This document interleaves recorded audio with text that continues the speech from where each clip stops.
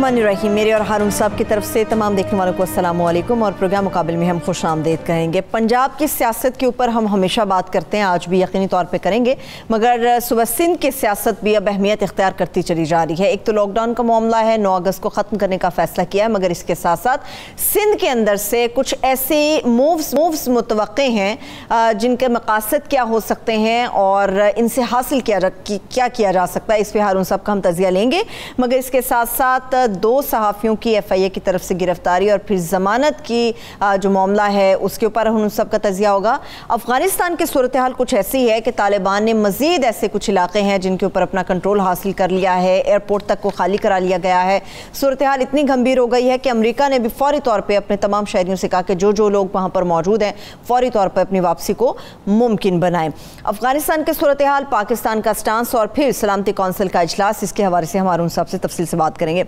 हारून साहब, सियासत में बहुत सारी चीज़ें हैं, मगर सियासत में आपके पास क्या खबर? देखिए, वो बहुत सारे पहलू हैं, सिंध उसमें शायद ज़्यादा अहम है। अफ़गानिस्तान पे सोचते हुए और पाकिस्तान की सियासत पे सोचते हुए मुझे वो शेर याद आता रहा जो औरंगज़ेब आलमगीर आखिरी दिनों में पढ़ा करते थे, बहर लहज़ा बहर साथ बहर दम दिगरगूं में शबद अहवाल आलम। चीज़ें उलझती जा रही हैं और कहा जाता है कि कंट्राडिक्शन शार्प होती हैं तो फिर ही रिजॉल्व होती हैं, यानी तजादात जब ज़्यादा शिद्दत इख्तियार करते हैं तो फिर उसके बाद ही कोई हल निकलता है।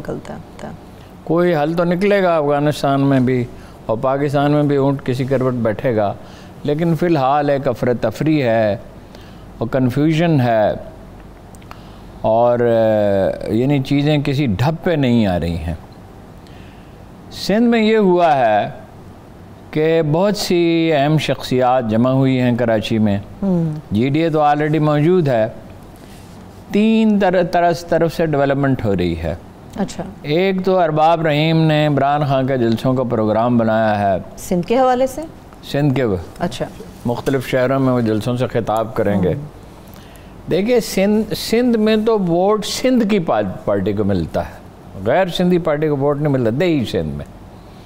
लेकिन होता ये है कि अगर कोई पार्टी फ़रोग़ पा जाए पंजाब में और दूसरी जगहों पे तो कुछ सिंधी अपना अहम शख्सियात उसमें शामिल हो जाती हैं। अच्छा, तो यही टारगेट है और ये कि एक अगर अलायंस बन जाए तो इस इम्कान को मुस्तरद नहीं किया जा सकता कि पीपल्स पार्टी अगला इलेक्शन न जीत सके। मेरी तौसीह कीजिएगा अगर मैं कुछ गलत नाम ले लूँ, मैं आपके साथ कुछ नाम शेयर कर लेती हूँ। अगर आपने इत्तेहाद की बात की, अल्लामा राशिद सोमरो साहब हो सकते हैं, सफ्तर अब्बासी हैं, नाहिद खान साहिबा हैं, मियाँ मोहम्मद सोमरो साहब हैं, गुलाम चेयरमैन, बिल्कुल, लियाकत जतोई साहब हैं, साहब, हाँ जी बिल्कुल, मुर्तज़ा जतोई भी इसमें शामिल है, मुमताज़ भुट्टो शामिल हैं, अयाज लतीफ़ पलीजो साहब इसमें शामिल हैं। देखिए, एक शिकायत तो है उर्दू स्पीकिंग पॉपुलेशन को एक भी वज़ीर नहीं है इस वक्त काबीना में, और जो पब्लिक सर्विस कमीशन है उसकी हालत ये बना दी गई है कि देही सिंध के उम्मीदवार जो हैं वो शहर के बना के सर्टिफिकेट अपना तो वो उनका हिस्सा भी ले जाते हैं। वो डोमिसाइल कुछ इस तरह। कराची को हिस्सा नहीं दिया जा रहा, मुर्तज़ा बहाव को बना दिया एडमिनिस्ट्रेटर, जो शायद हुकूमत को कानूनी तौर पर तो इख्तियार हो, मगर ये है कि दरअसल तो वो कराची के लिए एक सज़ा ही है। कूड़ा उठाना नहीं है, तरक्याती फ़ंड देने नहीं है, पानी पहुंचाना नहीं है, सड़कों की मरम्मत करनी नहीं है। कहाँ 40-50 अरब बजट होता था और कहाँ जो है 17-16 अरब रुपये। में PTI की क़यादत ने तस्लीम नहीं किया मुर्तज़ा वहाब साहब को। ये तस्लीम तो नहीं किया, लेकिन ये कल वज़ीर आला और गवर्नर की जो मुलाकात हुई उसमें ये इशू नहीं उठाया गया मुर्तज़ा वहाब का। उसमें बल्कि ये कहा गया कि बाहम तावन करेंगे, गालिबन कोरोना के पस मंज़र में, क्योंकि कोरोना ने बहरहाल एक बड़ा संगीन बहरान पैदा कर दिया है और वहाँ जो है 9 अगस्त को ख़त्म कर रहे हैं, मंडे से वो कर रहे हैं। हालांकि पंजाब में तो अब हफ्ते की जो वो बाज़ार बंद रखने का फ़ैसला किया गया। 21% है कराची में और 21% आज़ाद कश्मीर में है। लाहौर में 5, पंजाब में 5% है, मगर ये 5% 0.5% से हुआ है, निस्फ फीसद था और अब 5% हो गया है। फिर भी फैसले सख्त अब करने की कोशिश कर रहे हैं कि फैसला तो एक ही है मेरे ख्याल में जो करना चाहिए। क्या? सिम बंद कर दें। کراچی والا یعنی اس کا ایک ٹائم ٹیبل دیں نا. اچھا نہیں, جو کراچی میں اس کا نتیجہ نکلا نا, بالکل نکلا. جب جو تجربہ کامیاب رہے اس سے سبق سیکھنے, ناکام تجربے سے بھی سبق سیکھا جاتا ہے, کامیاب تجربے سے. دیکھیے حال یہ ہے, اسد عمر نے کہا کہ 50 سال سے عمر کے, زیادہ عمر کے 33% کو لگا دیا, تو 67% کو نہیں لگا نا. حکومت کو ہم الزام نہیں دے سکتے. محدود وسائل کے ساتھ برے حالات میں حکومت نے اپنی کوشش کی, مگر شہری اگر تعاون نہ کریں, اس کی اہمیت ہے. قوموں کا ایک مزاج ہوتا ہے جو صدیوں میں بنتا ہے. جب غلامی کے بعد اور پابندیوں کے بعد آزادی ملتی ہے تو غیر ذمہ داری کا عنصر جو غالب آتا ہے.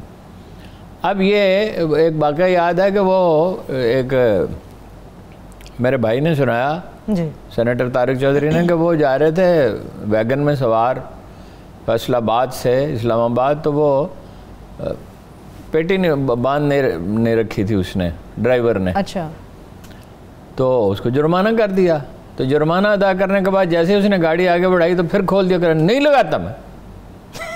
بھائی لگانے میں آپ کا فائدہ ہے, آپ کی حفاظت ہے. اگر ایکسیڈنٹ ہو تو وہ اس میں آپ کی جان جانے کا خطرہ ہے, تو امکان ہوتا ہے کہ اس سے کچھ حفاظت, اس سے زیادہ حفاظت ہوتی ہے. ٹھیک ہے. تو بس وہ, تو اس کا علاج تو یہ ہے کہ اب جو نرمی کرنی تھی وہ کر لی گئی, وہ سمجھانے بجھانے کا سلسلہ جاری رکھا جائے, مگر یہ ایک شیڈول بنا دیا جائے کہ کراچی میں فلاں دن سے بند کر دی جائے گی. اس کے ساتھ وہ ویکسینیشن کا عمل بھی تیز کیا جائے جو کیا گیا ہے, 10 لاکھ تک پہنچ گیا ہے. اور میں اس پہ مصر ہوں آج بھی فوج اور رینجر سے مدد لی جائے, ان کے بغیر, اس لیے کہ یہ بہت بڑا قومی بحران ہے اور اس میں حرج کا کوئی پہلو نہیں ہے. انہیں صحت, قومی صحت کو جو خطرہ لاحق ہے, جو معیشت کو خطرہ لاحق ہے. درست بات. بھائی بے روزگاری پھیلے گی نا, مہنگائی بڑھے گی نا, جب اربوں روپے کا نقصان ہوگا. اربوں روپے کی ویکسین جو ہے, سینکڑوں ارب روپے کی ویکسین جو ہے وہ لگائی جا چکی ہے, اور لوگ جو ہیں وہ جعلی سرٹیفکیٹ بھی بنوا رہے ہیں. ایک پولیس والے کو مارا گیا, وہ اندراج کرنے, آپ کو پتہ ہے, وہ اندراج کرانے کے بعد اس نے بھاگنے کی کوشش کی. سارا اندراج کرا لیا کہ پروسیس مکمل ہو گیا, بھاگنے کی کوشش, وہ پکڑ کے مارا لوگوں نے. تو یہ جو رویہ ہے یہ ٹھیک نہیں ہے. بہرحال سندھ کی سیاست پہ آتے ہیں. مصطفیٰ کمال نے اعلان کیا کہ 10 محرم کے بعد یہ سندھو دیش بنانا چاہتی ہے پیپلز پارٹی, ہم ایک تحریک چلائیں گے, ہم ایک تحریک چلائیں گے. ٹھیک ہے. مصطفیٰ کمال پہ پریشر رہا تھا, میں نہیں کہہ سکتا کیا ہوگا, لیکن بہرحال مصطفیٰ کمال ڈٹرمنٹ آدمی تو ہیں اور ورکر ان کے ساتھ مخلص ہیں. یہ ٹھیک ہے, انتخابی کامیابی وہ حاصل نہیں کر سکے, مگر ان کی ہارڈ کور انٹیکٹ ہے. لوگ ہیں, ان سے ایک شکایت کی جاتی ہے, ذرا ڈانٹ ڈپٹ زیادہ کرتے ہیں لوگ. ہارون صاحب کرونا میں کیسے باہر آئیں گے؟ اچھا, یہ تو ایک الگ مسئلہ ہے نا جی, وہ کتنا ہوگا, لیکن باہر انہوں نے اعلان کیا. ادھر یہ ایک متحدہ محاذ تشکیل پا رہا ہے, کیونکہ روپیہ کھا لیا جاتا ہے. کراچی کے ساتھ تو خیر سوتیلی اولاد جیسے سلوک کیا جاتا ہے, اور حیدرآباد کے ساتھ بھی کوئی مطلب رحم کسی طرح آتا ہی نہیں انہیں, کراچی اور حیدرآباد. حالانکہ کراچی جو ہے اس ملک کی معیشت کی جان وہی ہے, اس طوطے میں جان ہے. اگر وہیں یہ تاجروں کا پریشر تھا, یہ جو لاک ڈاؤن ختم کرنے کا فیصلہ کیا, عوامی مشاورت نہیں, یہ پریشر لیکن بہرحال دیکھیے نا, ایک ہم آہنگی ہونی چاہیے سرکاری اقدامات میں اور لوگوں کے رویے میں. لوگ بھی تعاون کریں اور حکومت بھی اپنی زیادہ سے زیادہ تو کوشش کرے, جہاں کمی ہے اس کو دور کیا جائے. پی ٹی آئی شامل ادھر یہ پی ٹی آئی شامل ہو سکتی ہے اس متحدہ محاذ میں, جیسے جی ڈی اے کے ساتھ ان کا ایک تھا انڈرسٹینڈنگ تھی, مفاہمت تھی, اسی طرح وہ یہ بڑا اتحاد بن سکتا ہے. دلچسپ بات یہ ہے پیپلز پارٹی ایک اور کھیل سوچ رہی ہے, جیسے کہ 70 سیٹیں تو ہم لے لیں وہاں سے, ہمارے ہاتھ کھلے رہیں. وہ جو نون لیگ کی کنفیڈریشن ہے, وہ عاقل و دانا دنیا کے سب سے بڑے افلاطون نواز شریف صاحب نے جو شروع کی ہے, جس سے ان کی پارٹی نہ لائیں, اس کی تفصیل بھی میں عرض کرتا ہوں. 70 سیٹیں ہم وہاں سے لے لیں اور 30 سیٹیں اسٹیبلشمنٹ ہمیں دلوا دیں سرائکی بیلٹ سے. اچھا, 100 سیٹیں ہو جائیں تو ہم الائنس کے ساتھ ایک حکومت بنا لیں. آج تو ایک صاحب نے لکھا ہے کہ بلاول وزیر اعظم بن سکتے ہیں. کمال ہے, بلاول وزیر اعظم بن سکتے ہیں. انگریڈینٹس ہی نہیں ہیں ان میں وہ جو ایک آدمی کو پاپولر بناتے ہیں, اور اسٹیبلشمنٹ کس خوشی میں ان کو سیٹیں لے کے تھے. ٹھیک ہے, حکومت مضبوط ہے اب, اب اگر اسے کوئی چیلنج ہے تو وہ مہنگائی سے ہے. افغانستان کا کرائسس ہے, مہنگائی اور بے روزگاری کا چیلنج ہے, کرونا پہ قابو پانے کا مسئلہ ہے. کرونا سے گزر جائیں تو معیشت استوار ہو سکتی ہے. نون لیگ میں اب یہ ڈیبیٹ بڑھ رہی ہے, الیکٹیبلز اور شہباز شریف ایک طرف ہے. اچھا, نواز شریف اور ان کے ساتھ کچھ لوگ ہیں جڑے ہوئے, جن میں سے اکثر ایسے ہیں جو کونسلر کا الیکشن بھی نہیں جیت سکتے. میں شاہد خاقان کی بات نہیں کر رہا. بہرحال شاہد خاقان بھی بہت ناخوش ہیں, غصے میں ہیں, ان کے ساتھ ہیں, اور شہباز شریف پہ بھی تنقید کرتے ہیں. عجیب بات ہے, پارٹی کے صدر بھی ہے تنقید کرتے ہیں اور اس پہ تنقید بھی کرتے ہیں. بھائی ان کا ایک موقف ہے. ہاں جی, وہ تو دعوت دیتے ہیں میرے پاس آئے, میں آپ کو سمجھاتا ہوں کہ نواز شریف صاحب کو بیانیہ کیا ہے. شہباز شریف صاحب ان کے پاس جائیں سمجھنے کے لیے, تو وہ خود تشریف لے جائیں, ان کو سمجھا دیں. آپ کو یاد ہے ایک دفعہ حمزہ نے کہا تایا جان کو ہم سمجھا لیں گے. ہاں جی, نہ تایا جان سمجھنے کے لیے تیار ہیں نہ سمجھانے کے لیے تیار ہیں. رانا تنویر صاحب کو گمان ہے شاید وہ ایسا تاثر دے رہے ہیں کہ وہ سابق وزیر اعظم چونکہ رہ چکے ہیں واسی صاحب, اس لیے تھوڑا زوم ہے ان کے اندر. بس زوم کیا, میرا خیال ہے کہ وہ بار احسان کی وجہ سے, غالب کا شعر ہے, دیوار بارے منت مزدور سے ہے خم, ہے خانمہ خراب نہ احسان اٹھائیے. یہ احسان جو ہے, وزیر اعظم نے ٹکٹ نہیں دیا تھا 88 میں ان کو, ان کے والد کے انتقال کے باوجود آزاد امیدوار جیتے تھے. پارٹی سے وفا کرنا ایک بات ہے, لیڈر کا اندھا پیروکار ہو جانا ایک دوسری بات ہے. اور مجھے بہت افسوس ہوتا ہے شاہد خاقان عباسی پہ. بھلے آدمی ہیں, ان کے خاندان کے سب لوگوں کی لوگ تعریف کرتے ہیں, جو لوگ انہیں اس خاندان کو جانتے ہیں, سب بہن بھائیوں کے بارے میں اچھی رائے رکھتے ہیں. تو امیدیں کس سے وابستہ کر رکھی ہیں؟ درست بات, درست. وہ کیا ہے, فلاں سے تجھ کو امیدیں اور خدا سے نا امیدی, بتوں سے تجھ کو امیدیں اور خدا سے نا امیدی, مجھے بتا تو صحیح اور کافری کیا ہے. اور کافری کیا؟ یہ لیڈر ہیں دیوتا. عمران خان بھی دیوتا ہیں, زرداری بھی دیوتا ہیں, نواز شریف بھی دیوتا ہیں, بلاول بھی دیوتا ہیں, حتیٰ کہ مولانا فضل الرحمان اور اچکزئی بھی اور اسفندیار بھی. چوتھی نسل آگے اور پانچویں نسل تیار ہے باچا خان کی انہیریٹنس کے لیے. بہرحال اب نون لیگ میں یہ ڈیبیٹ بڑھ رہی ہے. الیکٹیبلز یہ کہتے ہیں کہ اگر یہ الیکشن بھی ہم نے ہار دیا, عمران خان کے جیتنے کا امکان ہے اگلا الیکشن بھی, ٹھیک, یہ الیکشن بھی اگر ہم نے ہار دیا تو ہمارا انجام کاف لیگ والا ہوگا. کاف لیگ بھی بہت بڑی پارٹی تھی, الیکشن جیتی تھی, پنجاب میں حکومت بنائی تھی, اور جس الیکشن میں وہ ہارے تھے لال مسجد جیسے سانے کے باوجود, اگر وہ نہ ہوتا کاف لیگ حکومت بناتی, اس میں کوئی شبہ نہیں. ٹھیک, اور اگر الیکشن ڈیلے نہ ہوتے شاید لال مسجد کے باوجود بھی بنا لیتی. بعض مبصرین کا خیال یہ ہے جو زیادہ گہرائی میں تجزیہ کرتے. ٹھیک, اچھا, تو یہ بھی ہار گئے تو پھر پارٹی کا کوئی مستقبل نہیں. میرا یہ خیال ہے کہ جب اللہ تعالیٰ کسی کو تباہ کرنا چاہے, تقدیر جب یہ فیصلہ کر لیتی ہے تو اس کی تجزیہ کرنے کی صلاحیت کند ہو جاتی ہے. انگریزی میں بھی کہتے ہیں کہ دیوتا عقل سلب کر لیتے ہیں. دیوتا کیا, اللہ تعالیٰ عقل سلب کرتا ہے. بیوروکریسی اور جو کیا یہ نواز شریف صاحب کے خیال ہے کہ انڈیا کی مدد سے, انٹرنیشنل اسٹیبلشمنٹ کی مدد سے وہ آ جائیں گے. انٹرنیشنل اسٹیبلشمنٹ نے پاکستان کو روک لیا تھا ایٹم بم بنانے سے, میزائل بنانے سے روک لیا تھا. سلالہ کے بعد جب سپلائی بند کر دی تھی, افغانستان میں اپنے پرائرٹیز بنوانے میں کامیاب رہی ہے. یہ ایک بڑا عجیب و غریب مفروضہ ہے کہ وہاں سے حکم آتا ہے تو اس کی تعمیل کی جائے. ایسا نہیں ہے, بہت سی چیزیں ہم کر سکتے ہی نہیں ہیں. ٹھیک, وہ آج کل میں کتاب پڑھ رہا ہوں, نو ایگزٹ فرام پاکستان. اچھا, یہ بڑی اچھی کتاب ہے. تو وہ کہتا ہے کہ ہم سمجھ ہی نہیں سکے پاکستانی نفسیات کو. جب ہم نے پاکستان کو اوباما کے دور میں $3.2 بلین آفر کیے تو اس میں اس کی عبارت ایسی لکھی کہ اس پہ تو الٹا رد عمل ہوا کہ جی فوج یہ نہیں کرے گی اور فلاں یہ نہیں کرے گا اور جمہوریت کو اس طرح فروغ دیا جائے گا. تو آپ ڈکٹیشن دے رہے ہیں, کوئی بچوں کو آپ آموختہ پڑھا رہے ہیں. تو میرا خیال ہے کہ نون لیگ کی قسمت میں میرا اندازہ ہے کہ مہر لگ چکی ہے, کیونکہ سیاست آرٹ آف پاسبلٹیز ہے. سیاست ضد کا نام نہیں ہے, من مانی کا نام نہیں ہے. ٹھیک ہے, نواز شریف کی بزدلی کا تاثر گہرا ہو رہا ہے, ان کی بھارت نوازی کا تاثر گہرا ہو رہا ہے. کشمیر میں جو بھی ظلم و ستم ہو رہا ہے اس پہ ایک لفظ نہیں وہ کہتے, بھارت کے خلاف ایک لفظ ان کی صاحبزادی بھی نہیں کہتی ہیں. اور شہباز شریف کے نہ شامل ہونے کی کشمیری آزاد کشمیر کی انتخابی مہم میں ایک وجہ یہ بھی ہو سکتی ہے۔ اور جتنے لوگ نواز شریف کے بیانیے کے حامی ہیں وہ سب کشمیر پہ بات کرنے سے گریز کرتے ہیں۔ کیوں گریز کرتے ہیں بھائی؟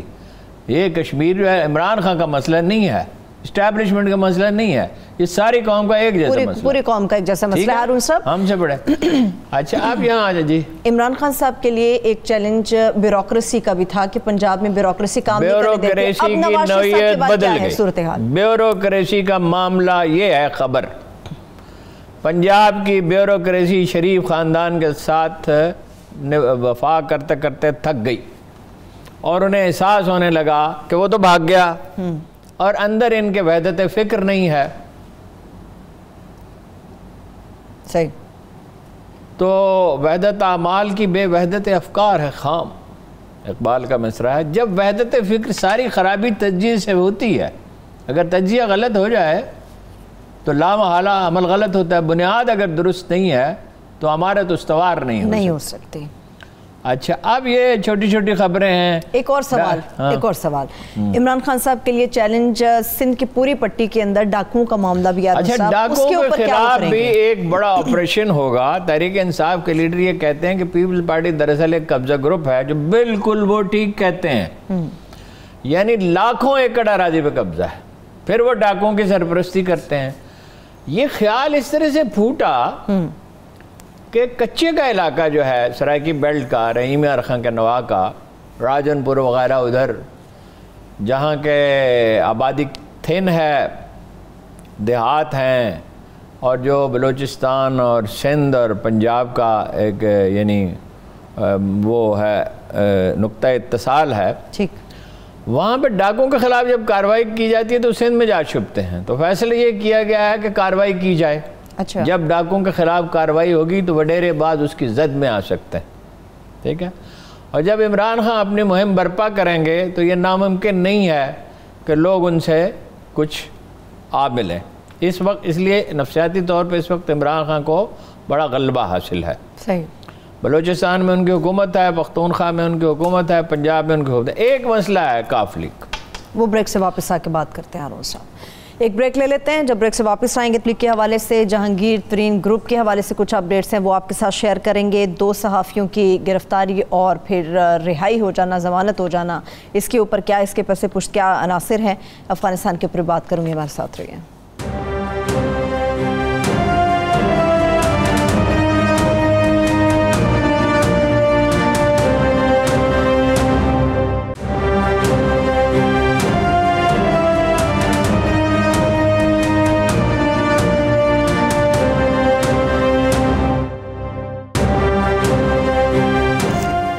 بریک کے بعد ایک بار پھر سے پروگرام میں ہم آپ کو خوش آمدید کہیں گے۔ وہ فردوس عائشہ گوان کا جو مسئلہ ہے نا، جو اس پہ مزید تحقیق کی، اصل شکایت وزیر اعلیٰ کو تھی، بزدار صاحب کو، کہ وہ اپنی جی بزدار صاحب کو، اور آپ کو پتہ وہ عمران خان صاحب بزدار صاحب کے بعد شہباز گل کا کیا مسئلہ تھا؟ وہ عمران خان کے قریب تھا، متحرک بھی تھا، ایفیشنٹ آدمی ہے، مگر وزیر اعلیٰ کو شکایت یہ تھی کہ اپنی پروجیکشن کرتے ہیں اور پرنسپل سیکرٹری کو اپنا بیلا پھسلا کے ایک جاری کر لیا نوٹیفیکیشن کہ چھاپے مار سکتے ہیں۔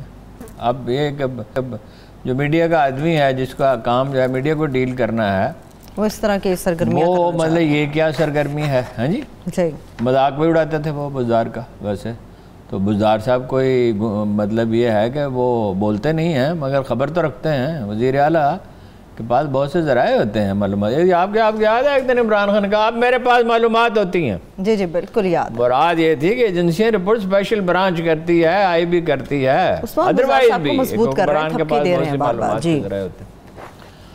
تو وہ وزیر اعلیٰ نے شکایت یہ کی کہ میری پروجیکشن جو مجھے کہنا ہوتا ہے یہ کہہ دیتی ہیں۔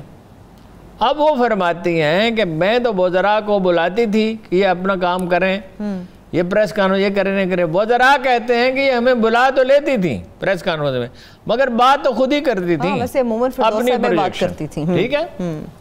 اب کیا ضرورت ہے عمران خان کو فردوس عائشہ گوان صاحبہ کی؟ وہ بھائی بہتر جانتے ہیں، محنتی تو ہیں، متحرک ہیں، پراپیگنڈا کرنے کے لیے ضرورت ہے. فیاض حسن چوہان کا انتخاب بھی اسی لیے کیا گیا ہے. ویسے ہارون صاحب پروپیگنڈا بتائیں صحیح ہوتا کیا ہے؟ کوئی بہت ہی اچھا تاثر ان کا نہیں ہے. پروپیگنڈا ہوتا کیا ہے؟ کس نقطہ بتائیں. پروپیگنڈے کا دیکھیے محور یہ ہوتا ہے کہ اپنے لوگوں کو جوڑ ان کو نفسیاتی سہارا دیا جائے اپنے حامیوں کو.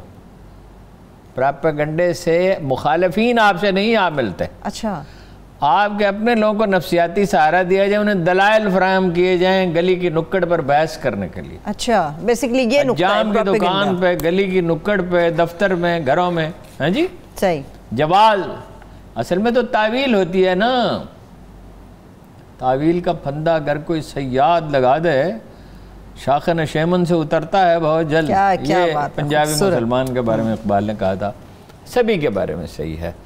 ضد ہے نا اس معاشرے میں, ضد ہے, ریجیڈیٹی ہے, لچک نہیں ہے, سیکھنے کی خواہش نہیں ہے. غزالی نے بحث کے آداب میں لکھا ہے کہ جو آدمی واقعی بحث کرنا چاہتا ہے تو سیکھنا چاہتا ہے, جو سچائی کا متلاشی ہے, تو وہ بحث میں اگر دوسرے کا نقطہ نظر درست ہو تو اسے فوراً مانے.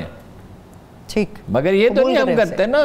ہم تو غلامی کی صدیوں کا اثر ہے, خوف ہے, فیئر ہے, یہ کئی انسٹنکٹس کا انٹریکشن مل کے ہمیں اتنا کمزور کر دیتا ہے. ہم سب دوسرے کی بات مان لیں گے کہ ہماری بد اڑے گی, ہمارا مذاق اڑے گا. اصل چیز کامیابی ہے, اصل چیز سچائی نہیں ہے. صحیح. اگرچہ یہ کامیابی عارضی ہوتی ہے, تو اسی لیے ان کو بنا رہے فیاض حسن چوہان کو. ان دی لانگ رن اس کا فائدہ نہیں ہوتا. تیسری بار فیاض حسن چوہان صاحب. اب اسلام آباد میں یہ احساس جو ہے جڑ پکڑ رہا ہے کہ ہم نے خام خواہ اخبار نویسوں کو ناراض کیا بہت سوں کو, کہ جو کہ کوئی ہمارے مخالف نہیں تھے, ضد میں نہیں تھے, اور جو انڈیپینڈنٹ جرنلسٹ ہیں اب ان کے انڈیپینڈنٹ جرنلسٹوں سے رابطہ قائم کیا جائے, بات کی جائے, ان سے کمیونیکیٹ کیا جائے. ٹھیک ہے, ضد کی آپ بات کر رہے ہیں. دیکھیں فردوس عاشق عوان صاحبہ کا یہ ہے کہ وہ یہ شکایت تھی انہیں, اور وہ عمران خان صاحب ڈٹرمنڈ ہیں. اب وہ کرکٹ بورڈ کے, وہ کرکٹ ٹیم کے کپتان نہیں ہیں کہ ان کے اوپر ایک چیئرمین بیٹھا ہو اور ایک حکومت ہو اور رنز نہ بنے تو میڈیا واویلا کرے. عثمان بزدار ہر دفعہ بے شک زیرو پہ آؤٹ ہوں مگر بات انہی کی مانی جائے گی, ان کی وجہ سے گئی. وہ ہماری وہ ایک چھوٹی سی بات تھی ڈی جی پی آر والی. اصل بات یہ ہے سمن رائے. ہاں, اور وہاں یہ بات میری سمجھ سے بالا تر ہے کہ بہبود آبادی کا انہیں دے دیا جائے گا. بہبود آبادی میں تو ان کے بارے میں بہت شکایات تھیں. ہاں ویسے ابھی تک یہی وہ تو ایک کام کر سکتی ہیں, پراپیگنڈا. ٹھیک ہے, یعنی صبح سے شام تک انرجی بڑی ہے, صبح سے شام تک وہ پراپیگنڈا کر سکتی ہیں. تانہ زنی کے جواب میں تانہ زنی کر سکتی ہیں, تعویل کے جواب میں تعویل کر سکتی ہیں, اور الزام کے جواب میں الزام لگا سکتی ہیں, اور جملہ چست کیا جائے تو اس کے جواب میں جملہ چست کر سکتی ہیں, اور کبھی کبھی ہاتھ بھی استعمال کر سکتی ہیں. چلیں ہاتھ والی گیم ابھی رہنے دیتے ہیں ہارون صاحب. ترین گروپ, جہانگیر ترین گروپ, کیا اپڈیٹس ہیں؟ پی ٹی آئی کی بات تو ان کی نہ ہو, ممکن ہے. حقیقت خرافات میں کھو گئی, یہ امت روایات میں. کن چیزوں میں ہم الجھے ہوئے. قومیں اس طرح ترقی کرتی ہیں, قوموں کو سول ادارے, اچھی پولیس, اچھی عدلیہ چاہیے ہوتی ہے, قوموں کو تعلیم چاہیے ہوتی ہے, قوموں کو عصر حاضر کے مسائل کا ادراک کرنا ہوتا ہے, عصر حاضر کے تقاضوں کا. دنیا بدلتی رہتی ہے, اس کے ساتھ بدلنا چاہیے. سیاست رواداری کا نام ہے, فہم و فراست کا نام ہے. سیاست لڑائی جھگڑے کا نام نہیں ہے. عہد قدیم کے جاگیرداروں کی جس طرح مزار جنگیں لڑا کرتے تھے اس سے لڑائی. پولیٹیکل پارٹیاں تھوڑی ہیں. خیر کافی ہو گیا سیاست. اپڈیٹ تو بتائیں ان کی. کس کی؟ جہانگیر ترین گروپ کی. سوچ جہانگیر ترین گروپ کا اجلاس ہوگا, وہاں نتیہ گلی میں بلایا ہے. اب انہیں اندیشہ لاحق ہے. دیکھیے جو کچھ نذیر چوہان نے کہا ظاہر ہے اس نے نہیں کہا, اس سے کہلوایا گیا کہ جہانگیر ترین نے مجھے استعمال کیا. جہانگیر ترین نے انہیں بالکل استعمال نہیں کیا. جہانگیر ترین نے ان سے بالکل نہیں کہا کہ کسی کے مذہبی عقائد پر بات کریں, بلکہ زیادہ تر ارکان نے منع کیا. اب وہ اون چودھری سے بھی استعفیٰ لیا گیا ہے, باوجود ہے کہ اس کا قصور تو صرف اتنا تھا کہ وہ اس گروپ کا حصہ تھا. اور وہ گروپ کیا کہتا ہے, کل اس نے چیخ کر کہا راجہ ریاض نے کہ ہم عمران خان ہمارا لیڈر ہیں, ہم پارٹی میں ہیں, پارٹی میں رہنا چاہتے ہیں, اور دونوں کا فائدہ مفاہمت میں ہے. لیکن یہ کہ خان صاحب اب غصے میں ہیں, تلے ہوئے ہیں, تو جو تکڑے ہیں لوگ ان پہ تو بعد میں ہاتھ ڈالیں گے، ابھی ان میں سے جو کمزور لوگ ہیں ان پہ ہاتھ ڈالیں گے. ٹھیک ہے. یہ دانائی کی بات نہیں ہوتی ہے ایک لیڈر کے لیے کہ جن لوگوں کو ساتھ لے کر چلا جا سکتا ہو ان کو دور کیا جائے، بلکہ مخالفین کو بھی سافٹ کرنا چاہیے جتنا کیا جا سکتا ہو. غیر جانبدار لوگوں کو مائل کرنا چاہیے، مخالفین کو جتنا اگر ممکن ہو ضرورت ہو سافٹ کرنا چاہیے، اور جو اپنے ساتھ ہیں ان کی دلجوئی کرنی چاہیے. ٹھیک ہے. صحیح. ایک مختصر ایک اور خبر ہارون صاحب، جو صحافی گرفتار ہوئے FIA کے ذریعے، مجھے معلوم نہیں ہے، میں نے وہ چیزیں نہیں دیکھیں، اور کس الزام ان پہ یہ ہے کہ انہوں نے خواتین کے خلاف لکھا، خواتین کے خلاف اور افواج کے خلاف لکھا. اب میں نے پڑھا نہیں ہے، میں رائے نہیں دیتا. میں اس کو فی الحال بہرحال اس پہ دباؤ ہوا تو انہیں رہا کر دیا گیا. ٹھیک ہے. چلیے. میں نے ایک دفعہ اسٹیبلشمنٹ کی اہم ترین جو شخصیت ہے اس سے کہا تھا، ایک طویل میٹنگ ہوئی تھی، کہ یہ ڈان لیکس کے معاملے میں اگر آپ نرمی دکھائی تو آپ اس کے نتائج سال ہا سال بھگتتے رہیں گے. اور میں نے بڑی مؤدبانہ درخواست کی تھی APNA سے CPNA سے کہ یہ اسٹیٹ کا معاملہ ہے، یہ حکومت کا معاملہ نہیں ہے، اس میں ساتھ نہ دیں کسی گروپ کا، کسی ادارے کا ساتھ نہ دیں، اسٹیٹ کا ساتھ دیں. وہاں سے جو فساد شروع ہوا اس سے نواز شریف گیا تھا، وہاں سے قصہ شروع ہوا، وہاں سے فاصلہ پیدا ہوا اسٹیبلشمنٹ میں. اس سے پہلے کوئی فاصلہ تھا ہی نہیں. میں آئی وٹنس ہوں بہت سی چیزوں کا. کبھی میں کتاب اگر میں لکھ سکا تو میں لکھوں گا اس میں ساری تفصیلات. ایک واضح درار ڈان لیکس کے بعد. اب یہ بات یہ ہے نا، آپ دیکھیے کہ بھائی آپ حکومت پہ تنقید تو لازم ہے، جمہوریت اس کے بغیر تو ہوتی ہی نہیں ہے، اور حکومت کو بھی یہ گوارا کرنا چاہیے جو وہ پسند کرتی نہیں ہے. ویسے ٹالرنس ہے نہیں حکومت میں بھی، اسٹیبلشمنٹ میں بھی تنقید، فوج میں بھی تنقید ہو سکتی ہے، فوج کا فیصلہ درست نہیں ہوتا، لیکن آپ اسٹیٹ کو ٹارگٹ کرتے ہیں. یعنی بچایا تو فوج نہیں ہے نا دہشت گردی سے ملک کو، ورنہ یہ بن جاتا نا، نائجیریا بن جاتا، لیبیا، عراق، شام، افغانستان ہو جاتا نا. تو تنقید کی کوئی حدود ہے نا، اس کا کوئی کرینہ ہے نا. یا یوں ہی وہ اپنا لابی جو ہے بڑی متحرک ہے، CPEC کے خلاف بھی بہت متحرک ہے. یعنی CPEC میں جو تاخیر ہوئی ہے افسروں کی وجہ سے ہوئی ہے اور امریکن لابی کی وجہ سے ہوئی ہے.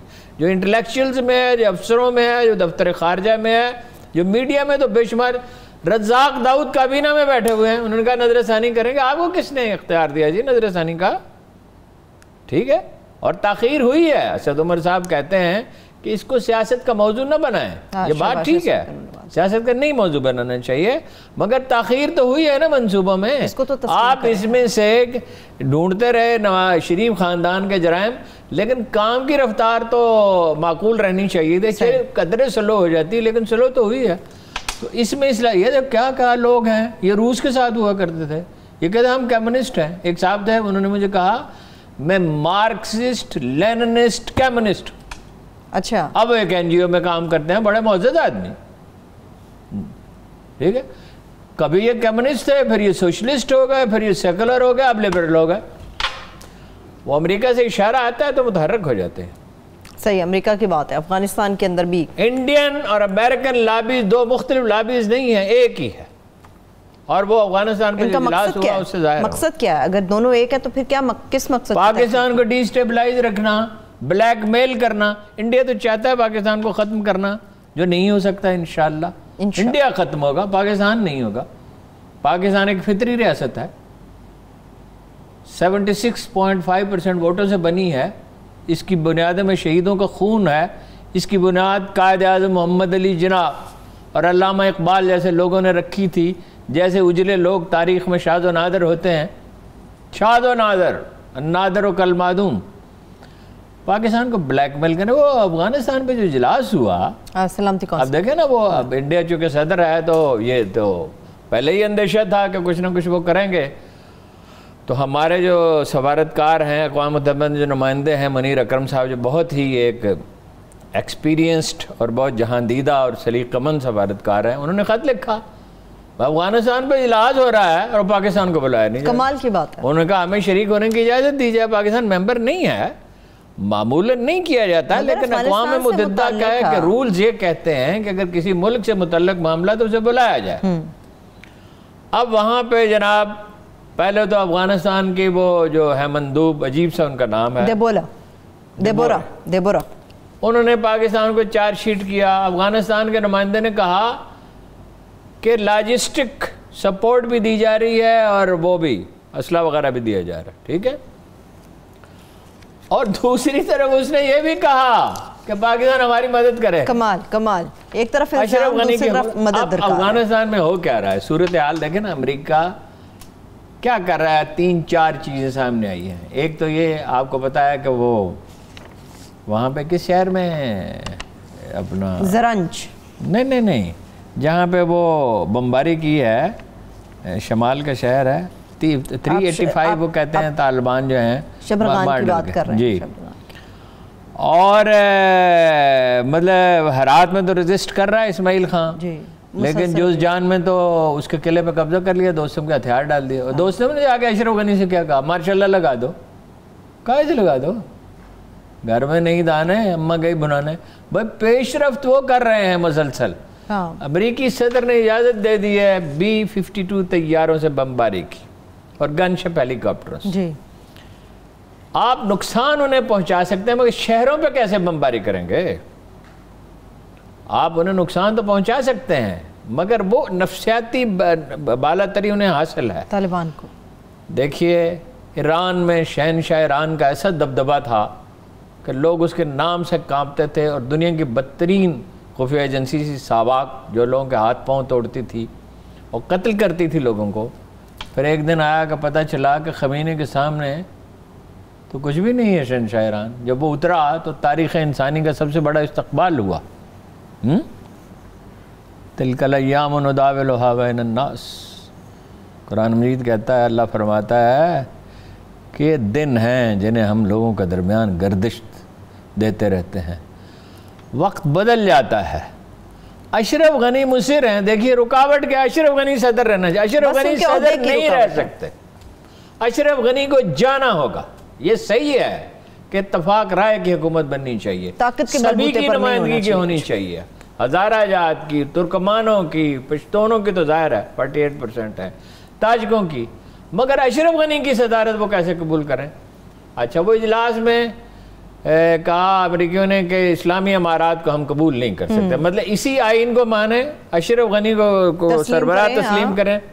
اب وہ کیسے تسلیم کریں بھائی؟ غالب طاقت بھی شرائط جو ہے وہ غالب طاقت کی زیادہ ماننی پڑتی ہے کیونکہ وہ غالب ہوتے ہیں. برطانیہ نے بھی کہا کہ ہم نہیں تسلیم کریں گے.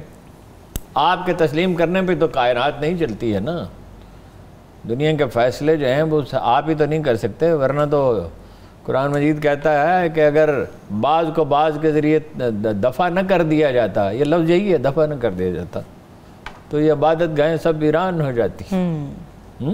ایک بریک سے واپس آ کے بات کرتے ہیں ارون صاحب. بدخشاں کے اندر بھی اس وقت شدید لڑائی جاری ہے. بدخشاں میں ہوا, بدخشاں میں بمباری ہوئی. ٹھیک ہے, ایک بریک لے لیتے ہیں. بریک سے واپس آ کے افغانستان کی صورتحال کے اوپر میں مزید بات کروں گی اور حمداللہ محب کے حوالے سے بھی خاص طور پہ میں بات کروں گی. ہمارے ساتھ رہیے.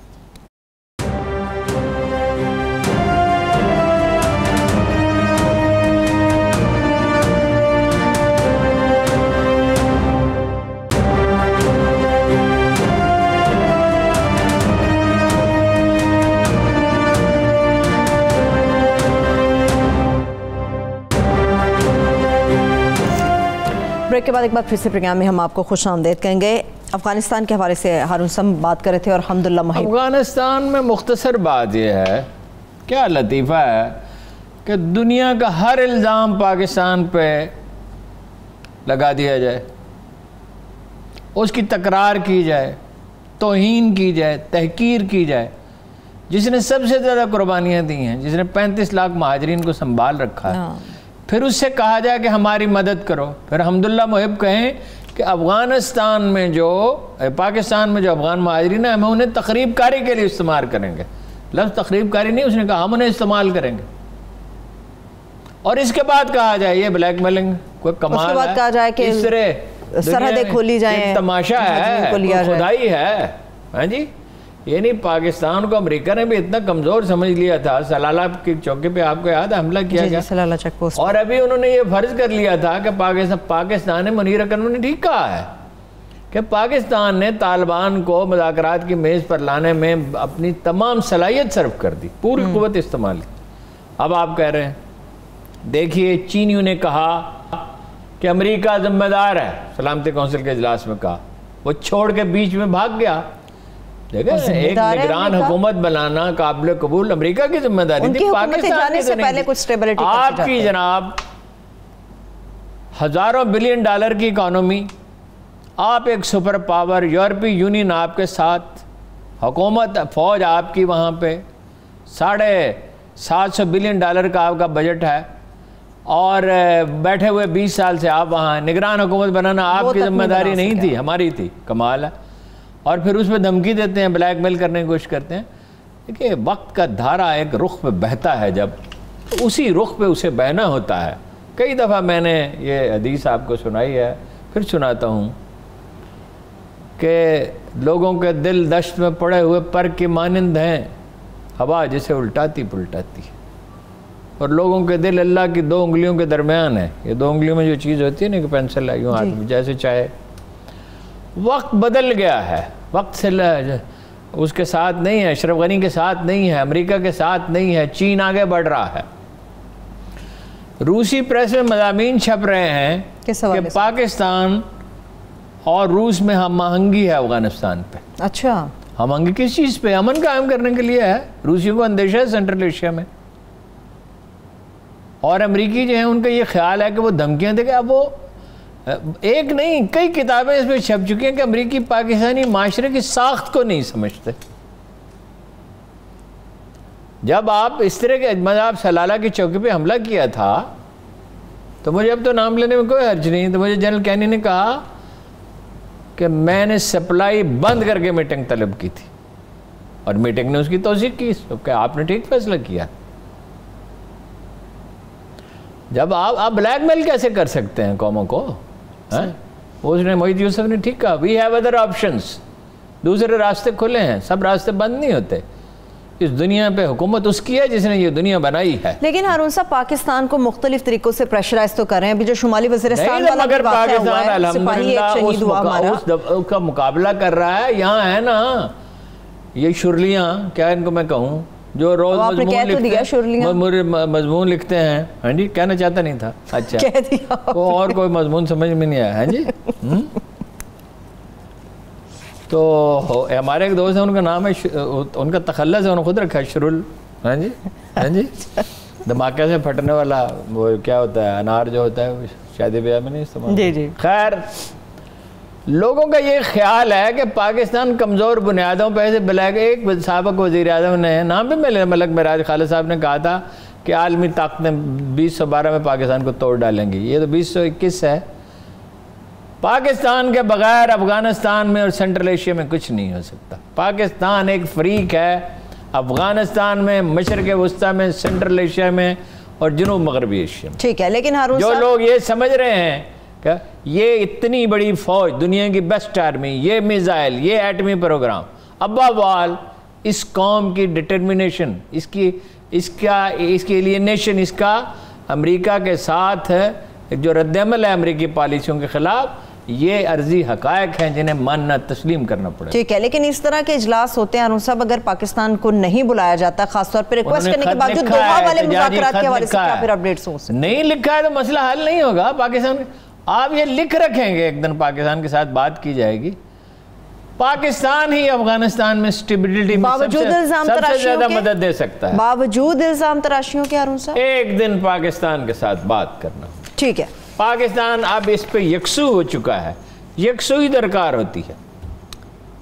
اندرونی مسائل جو ہیں، جس دن قائد اعظم یکسو ہو گئے تھے نا، پاکستان بنانا ہے، قرارداد منظور ہوئی تھی، اس سے پہلے مسلم لیگ کیا تھی؟ 24% ووٹ ملے تھے مسلمانوں کو، 76% ووٹ مسلمانوں کے نہیں ملے تھے قائد اعظم کو۔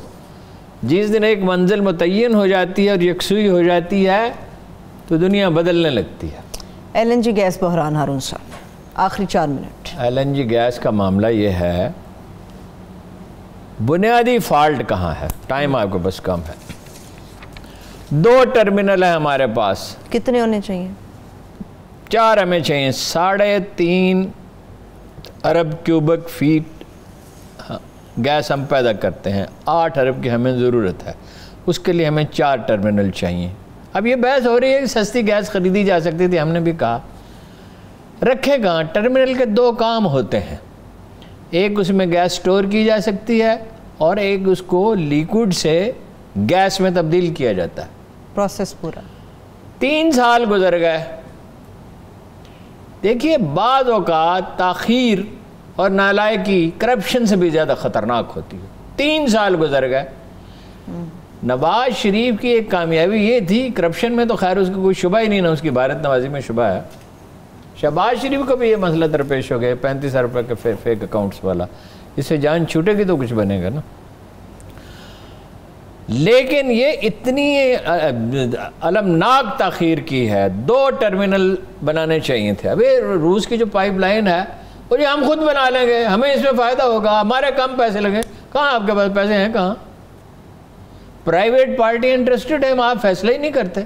پاکستان کی پرائیویٹ پارٹیاں بنا سکتے ہیں، انٹرنیشنل ادارے بنا سکتے ہیں، روس تیار ہے، روس اب تک کام شروع کر، ہمیں تو شاید ایک اور پائپ لائن کی بھی ضرورت پڑے گی۔ اچھا بھائی گیس آ گئی تو کراچی میں اور گردنواں میں تو آپ ٹینکروں سے دے دیں گے، لیکن محدود پیمانے پر۔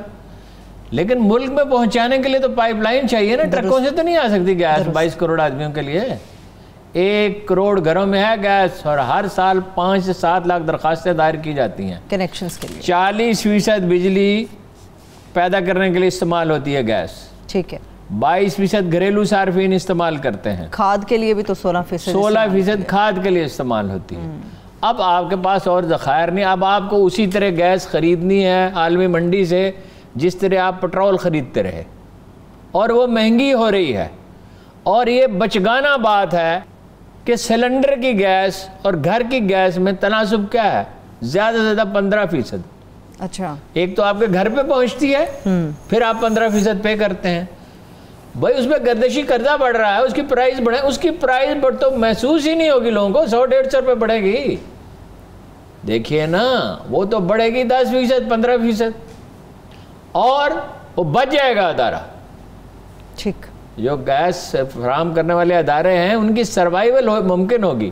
بجلی بڑھانے کے بجائے گیس کی قیمت بڑھائیں، ریزنیبلی بڑھائیں، اتنی بڑھائیں وہ کوئی ایسا بوجھ نہیں ہوگا 100-150 روپے 200 روپے کا 300 روپے کا بوجھ، کیا بوجھ ہے وہ اتنا محسوس گیس نہیں تو بھائی کھانا پکانے کے لیے استعمال ہوتی ہے نا۔ سردیوں کے چند ہفتے ایسے ہیں جس میں زیادہ گیس کی ضرورت ہوتی ہے، وہ اس کے لیے اس کا یہی حل ہے کہ اس کو برداشت کریں۔ دنیا میں یہ گیس نہیں ہوتی تھی اور بجلی بھی نہیں تھی اور انسان زندہ رہتے تھے، زیادہ گرم کپڑوں کے ساتھ وہ مسئلہ حل ہو سکتا ہے۔